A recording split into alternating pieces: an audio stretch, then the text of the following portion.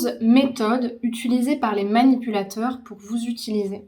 Bonjour à vous mesdames, j'espère que vous allez bien et bienvenue sur cette chaîne YouTube S'aimer plus, dans laquelle aujourd'hui je vais vous présenter différentes méthodes ou pratiques psychologiques utilisées par les manipulateurs pour vous mettre sous emprise. Ça a créé énormément de relations toxiques, d'abus, et c'est très important que vous soyez alertés, surtout si vous l'avez déjà vécu ou si vous pensez que vous êtes en train de le vivre. Si vous ne me connaissez pas, je me présente, je m'appelle Chloé Mercart, je suis coach, maître praticienne en programmation neurolinguistique, praticienne en hypnose ericksonienne, et j'ai créé S'aimer plus pour aider toutes les personnes souffrant de dépendance affective à se libérer de la dépendance émotionnelle pour avoir des relations plus saines et plus sereines. C'est ce qui leur permet notamment d'avoir plus de puissance personnelle et de pouvoir être plus libres vis-à-vis d'elles-mêmes dans leurs relations et dans leur vie. Si vous n'êtes pas encore abonné à la chaîne YouTube, je vous invite à le faire maintenant en cliquant sur le bouton rouge s'abonner en bas à droite de cette vidéo et en activant la cloche des notifications pour justement recevoir toutes les prochaines vidéos à 8h le matin. Si vous n'êtes pas encore au courant, sachez que j'ai mis à votre disposition une formation offerte qui s'intitule « Incarner la femme sensationnelle, lumineuse et unique qui l'épousera ». Et cette formation, elle est disponible dans la description de cette vidéo.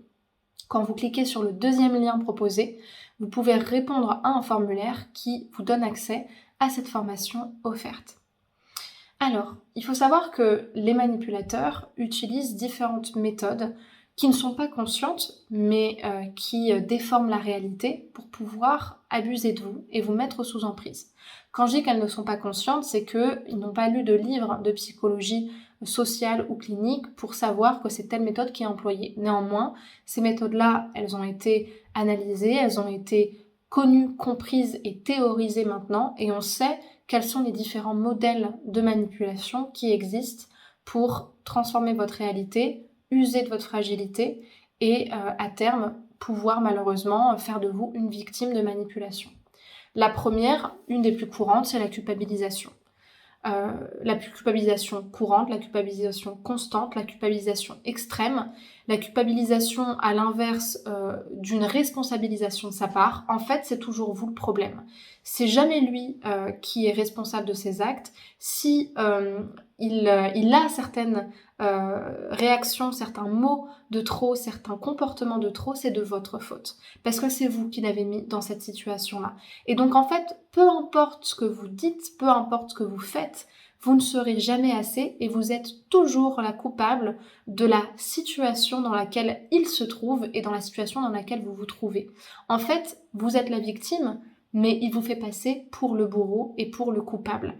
C'est très utile parce que c'est quelque chose contre lequel on ne peut pas aller à l'encontre. C'est une théorie qui est parfaite dans le sens où, de toute façon, c'est toujours vous qui portez l'erreur qu'il ne faut pas porter.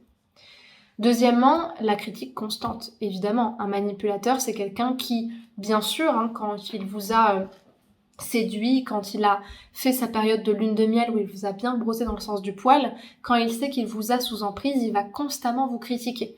Au début, ça va être assez doux, au début, ça sera très subtil, et puis à un moment donné, quand la situation sera critique et que vous commencerez à vous rebeller ou à essayer d'avoir une communication avec lui, vous allez constamment être critiqué et rien ne suffira et tout sera insupportable à ses yeux.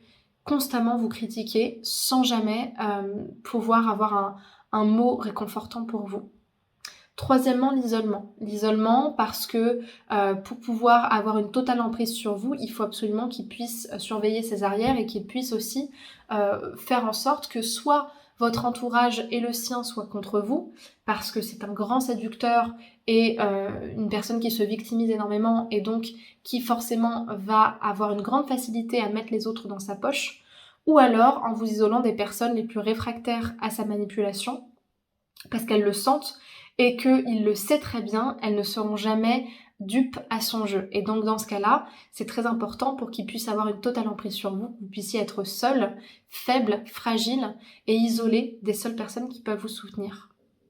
Quatrièmement, le chantage émotionnel. Alors là, c'est quelque chose qui est très très courant, peut-être plus au début d'ailleurs, avant de vous culpabiliser, avant de vous critiquer. Le chantage émotionnel, soit de manière ultra subtile. Si tu m'aimais, tu ferais ça. S'il te plaît, fais-le pour moi. Allez, tu sais que c'est important pour moi. Ou le chantage beaucoup plus insistant, beaucoup plus important, qui lui vous culpabilise carrément et qui, encore une fois, vous fait croire que si vous ne faites pas quelque chose, si vous refusez quelque chose, ou au contraire, si vous osez user de votre liberté et de votre libre arbitre, vous allez aller à son encontre et vous allez être la méchante. Et c'est très cruel, mais malheureusement ils le font beaucoup et c'est ça qui nous limite énormément parce qu'ils jouent en fait avec notre amour. Le cinquième signe justement de la manipulation, c'est l'exploitation financière. Donc le fait, ça on n'en parle pas souvent, c'est vrai que c'est quelque chose qui est un petit peu plus subtil ou qui des fois est même très tabou, c'est le fait que le manipulateur, souvent dans les récits de manipulation, il aura tout le temps besoin de votre argent. Il va tout le temps essayer de vous rouler, soit de vous voler de l'argent, soit d'utiliser toutes vos économies, soit de vous faire croire qu'il n'a plus d'argent, qu'il faut le sauver, ou alors qu'il a besoin de financer certaines choses et qu'il n'a pas les fonds nécessaires, qu'il va vous rembourser, ou alors finalement qu'il va payer ensuite et qu'il va vous inviter, mais ah, j'ai oublié ma carte bleue, j'ai oublié ci, j'ai oublié ça, donc du coup c'est à toi de tout me payer. Et puis t'inquiète pas, je te rembourserai, mais arrête de me faire la remarque, de toute façon je t'ai dit que j'allais te payer, t'es une michto ou quoi? Suivi évidemment de chantage et de culpabilisation pour vous exploiter, pour vous faire payer des choses que vous ne voulez pas payer et qui iront à votre rencontre sans jamais vous rembourser ou au contraire en vous volant carrément. Ça fait vraiment partie des choses qui sont très présentes dans la manipulation. Septièmement, le déni de la responsabilité, évidemment. Quelqu'un qui vous culpabilise constamment, qui vous critique constamment et qui est très instable émotionnellement, généralement cette personne-là n'est pas responsable d'elle-même. Enfin, en tout cas, elle est responsable, mais elle ne reconnaît pas sa responsabilité. Si elle la reconnaissait, ça l'empêcherait de vous culpabiliser autant, puisque forcément, elle reconnaîtrait la responsabilité de ce qu'elle ressent. Et c'est une des méthodes qui est très cruelle et qui malheureusement lui empêche de se remettre en question. C'est-à-dire qu'à partir du moment où lui et vous acceptez que vous êtes le coupable et que lui de toute façon c'est la victime et qu'il n'est responsable de rien, soit parce qu'il abuse de vous, soit parce qu'il vous fait peur, forcément ça va encore plus justifier sa manière de vous manipuler. Huitièmement, la disqualification. Donc le fait devant les autres ou devant vous, quand vous parlez, quand vous essayez de dire quelque chose, de vous disqualifier. C'est plus devant les autres ou plus par rapport à des décisions que vous prenez, des façons de voir les choses, des avis personnels. Vous faire comprendre que vous n'avez pas la bonne manière de voir les choses. Vous comprenez pas. Vous n'êtes pas intelligent. Vous comprenez pas lui la manière de voir. Vous n'avez pas la même façon de voir les choses, la même ambition, la même valeur en fait quelque part. Et pas la même intelligence surtout. Et ça, il peut le faire d'une manière très subtile, en se moquant de vous, devant les autres, ou en disant de toute façon ma femme, vous savez bien qu'elle est comme ça, ou de toute façon chérie, tu sais bien que tu connais rien en géopolitique. Mais, enfin, des petites choses comme ça qui vont venir vous disqualifier et vous enlever en fait la place que vous avez, c'est-à-dire la place d'égalité que vous avez dans la relation. Neuvièmement, le gaslighting, qui regroupe en fait toutes les méthodes de distorsion cognitive, de modification de la pensée, de la manière d'interpréter les choses pour qu'en fait ce soit vous qui portez la culpabilité. C'est une autre façon de vous dire que vous êtes responsable et que c'est vous le problème, mais beaucoup plus subtil. Parce que dans le gaslighting, en fait, il va vous présenter l'information d'une manière à ne percevoir que la culpabilité comme venant de vous. En fait, le gaslighting, c'est aussi ce qu'on appelle les erreurs de pensée. C'est juste que c'est comme s'il interprétait la situation à son avantage, donc tout le temps en vous culpabilisant et en se déresponsabilisant, mais il vous la présente d'une manière où en fait, à force de vous la présenter que comme ça, et de n'interpréter que comme ça les choses, en fait, vous ne pouvez pas sortir de cette conception-là et vous ne pouvez pas percevoir autrement, puisque de toute façon, vous n'avez pas votre mot à dire.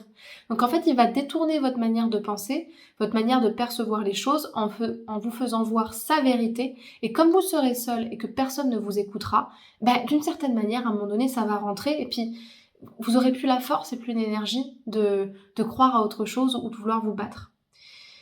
Dixièmement, l'agression verbale ou physique, et les deux sont tout aussi cruels, évidemment. Forcément, à un moment donné, il va prendre le pouvoir sur vous, il va vous remettre en ordre, il va vous dire les choses, il va vouloir vous apprendre les choses, vous communiquer les choses, vous éduquer, vous remettre un petit peu les idées en place parce que vous le méritez, parce que c'est lui qui dirige, parce que c'est lui qui a raison.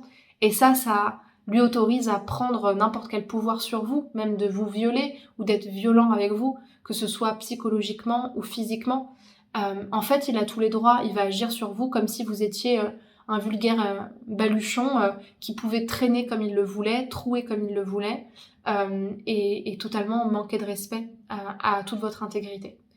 Et puis enfin, et c'est peut-être ça qui fait le plus souffrir, c'est l'amour conditionnel qu'il vous porte, et qui est signe pour moi du grand manque de respect qu'il vous porte également, parce que finalement, tout ça va vous montrer que pour lui, finalement, vous n'êtes qu'une chose. Et c'est peut-être ça le pire dans cette histoire, c'est que finalement, tout ce qu'il vous a montré, tout ce qu'il vous a fait croire, ce n'était qu'un jeu et qu'une façon de vous avoir encore plus et de vous montrer à quel point, en fait, pour lui, vous n'êtes qu'un moyen. Un petit peu comme le personnage de Bellamy dans le livre du même nom de Maupassant, qui utilise les femmes l'une après l'autre comme des pions sur un jeu d'échecs pour avancer jusqu'à la fin et avoir le gros paquet.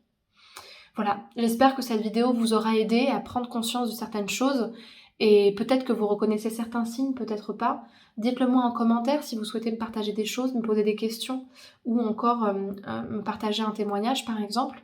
Et pour les personnes qui auraient besoin d'être aidées, d'être accompagnées parce qu'elles soupçonnent ce type de relation dans ce qu'elles vivent ou qu'elles ont des questions tout simplement, une envie d'être aidées dans cette situation, vous pouvez réserver un appel offert de 15 minutes avec moi pour me faire part en fait de ce qui vous fait souffrir et de ce que vous souhaitez changer. Et si le coaching est utile et pertinent pour vous, que je peux vous accompagner, à ce moment-là, je vous proposerai de réaliser une première séance avec moi pour travailler sur votre objectif de changement. Pour réserver cet appel, je vous invite à aller dans la description et à cliquer sur le premier lien. Vous aurez un créneau à choisir et quelques questions à remplir pour que je prenne connaissance de votre situation.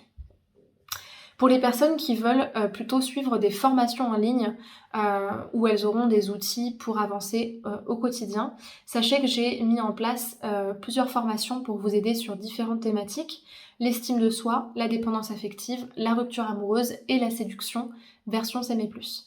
Donc pour découvrir cette offre de formation, allez dans la description et cliquez sur le lien correspondant où vous aurez la présentation des formations en question. Et pour les autres personnes, eh bien, je vous invite à me rejoindre sur les réseaux sociaux, Instagram, Facebook, TikTok ou encore Spotify, pour que vous puissiez suivre mon contenu au quotidien et puis pouvoir m'écrire si vous le souhaitez en privé. Vous avez les identifiants juste devant vous et également les liens des réseaux sociaux dans la description. Je vous remercie pour votre attention et je vous souhaite une bonne journée. À demain pour une prochaine vidéo. Au revoir.